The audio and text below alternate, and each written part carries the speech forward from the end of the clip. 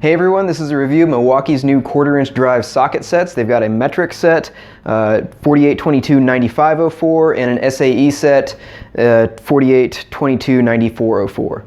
So Milwaukee's been getting into hand tools. They released wrenches, ratcheting wrenches, and now they're going into sockets. All right, here are both sets up close, and I've got the tabs ripped off on this one. It's actually pretty easy. You just flex these tabs back and forth a whole bunch, and then peel them off like you would a piece of paper. You see it's got a little bit of stressed plastic showing, but that's it. All right, they've both got a slide latch on them, and they open up, and they both have a removable tray.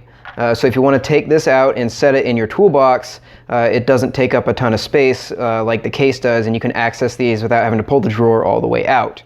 These don't have any retention. They just set in there, which is nice if you want to grab and go. However, if you're carrying this around in a case and you trip, you're going to be playing some pickup. Both sets are full sets. This one goes from 5 to 15 millimeter with no skips. It also has a 5.5 millimeter, both in deep well and standard. The ratchets are 90-tooth ratchets, and you've got a 6-inch, 3-inch, and extensions and a U-joint. The SAE set goes from 5/32 to 3/8 in 1/32 increments, and then 3/8 to 9/16 in 16ths increments. The sockets kind of have a unique design. They're square on the back ends, and that's so they stay put when you drop them, and they don't keep rolling. The smaller ones, the square is the predominant feature of them because they neck down, and with the bigger ones, they've just got it on the back end. This is the same radius as the round part of the socket up here, and the corners are rounded. I did see if these would fit in a 12-point ratcheting wrench, and they don't, just because this is rounded off and the angles don't quite match up. But you can put an open-end wrench on the back of these and turn them. And I thought that was a little bit ridiculous of a feature. When would I ever use that? When I can stick my ratchet on the back of these and just go for it. But I got to thinking, and I have had a few situations where I had clearance to put the socket in there, but I didn't have clearance for a ratchet on the back of it, and a wrench actually would have helped in that situation. So for the very rare situations where you actually need it, that is a handy feature. The socket design on these does have a rounded recess around each corner that keeps the flats engaged with your fastener, with the flats of your fastener for applying torque, which will help reduce roundover on when you're putting high loads on these. The sockets are all stamped with the size. I'm not a huge fan of this though. It's kind of like a double outline, and I would have preferred maybe a single stamp with some paint in it. Because it's a little bit harder to read some of the more busy ones like the 11/32. There's a lot more going on there. The ratchets are 90-tooth ratchets, which means you've got 4 degrees for turning that you actually get engagement on. I really like them. They're really smooth. When you're turning them, you know, they don't have a big clunky sound. It's the real fine tooth sound for turning it. So it is a high quality ratchet. There is no release button on the back of here. It's just the spring-loaded ball.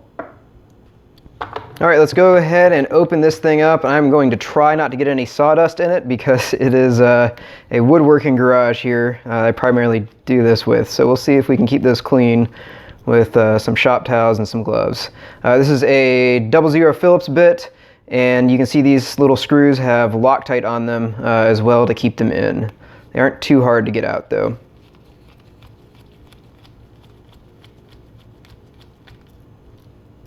All right, it's just those 2 screws. And then we've got your ratchet gear. You can see it is definitely a 90-tooth ratchet. It's not a double pawl system because here is the pawl. So you're getting really good engagement. Look how many teeth this little pawl has. You're getting really good engagement with this. Should be able to transfer torque really well. If I can get it to focus. Really fine teeth on this ratchet. And then you've just got your selector switch that pushes your pawl back and forth. There is a gasket around the outside of this, and it looks like it's lubricated with oil because it's pretty thin looking right there. I'm assuming both of these sets are chrome vanadium because I haven't seen anything elsewhere that says otherwise, and that's pretty standard for your socket set. I think if they were chrome moly, they'd be telling everyone what they were. These are made in Taiwan. The box says made in Taiwan and China. I'm assuming these plastic cases are made in China and the actual tools are made in Taiwan.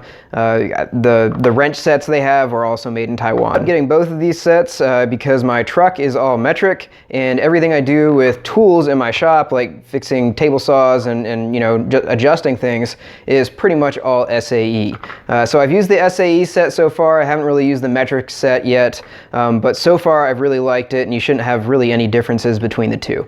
Price point for these is $70 for either set if you go with SAE or metric. If you want both SAE and metric, you can knock a little bit off, and you won't get 2 ratchets, 2 extensions, and 2 U-joints, but you will get all of it in one case, and it's $120 if you buy both of these together. So that price point puts it in between big box store brands and tool truck brands.